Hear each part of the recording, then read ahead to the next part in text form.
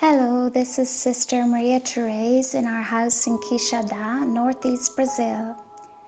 Today I would like to share some thoughts on silence with you from a beautiful book written by Robert Cardinal Sarah, The Power of Silence. It's a book that talks about silence in such a positive way, not as something repressive, not as a prohibition, but as something positive, eminently positive. Silence is golden, goes the saying. Silence is something that allows us to hear the birds sing, hear a gentle breeze, hear our own heartbeat, hear our own thoughts, and listen to God's gentle voice within us. Here are the Cardinal's words. There are external situations that should promote interior silence.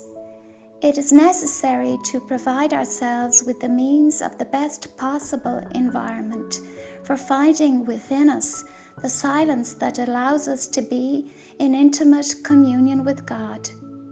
Christ very clearly recommends this search for intimacy.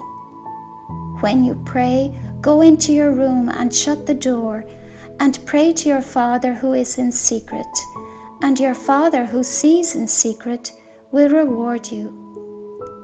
But our real room is precisely ourselves. Man is invited to enter into himself so as to remain alone with God. Jesus never stopped setting the example. In these days he went out to the hills to pray, and all night he continued in prayer to God. Thus he teaches us the circumstances that are conducive to silent prayer. In the presence of God, in silence, we become meek and humble of heart. God's meekness and humility penetrate us, and we enter into a real conversation with Him. Humility is a condition and a result of silence. Silence needs meekness and humility, and it also opens for us the way to these two qualities. The humblest, meekest, and most silent of all beings is God.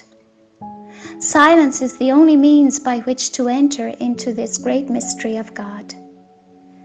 I am certain that silence is a divine liberation that unifies man and places him at the center of himself in the depths of God's mysteries. In silence, man is absorbed by the divine, and the world's movements no longer have any hold on his soul. In silence, we set out from God and we arrive at God. Brothers and sisters, in this month of May, the month of our dear Mother Mary, let us ask her to help us to penetrate the mystery of silence. Mary, who treasured all things in her heart, pondering on them, and thus growing in her relationship with the divine. Mary, our Mother, teach us the beauty of silence, so that when we speak, our words may bring peace and joy to others.